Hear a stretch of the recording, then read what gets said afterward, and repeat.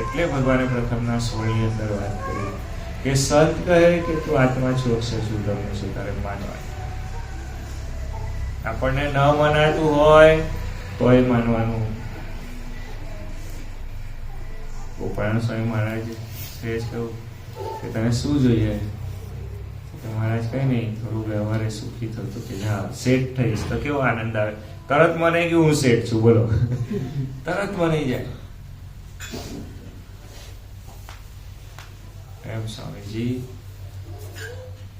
સંત કહે કે તું આત્મા છું, અક્ષર છું, બ્રહ્મ છું, તો એ માનવાનું. તો એના બોલે સ્વામીજી તો અમને સભામાં બોલાવે, બોલો આત્મા છું, અક્ષર છું, બ્રહ્મ છું, એમ સભામાં બોલાવે. ચલો બોલો, ફરી વાર બોલો, ચલો આત્મા છું, અક્ષર છું, બ્રહ્મ છું.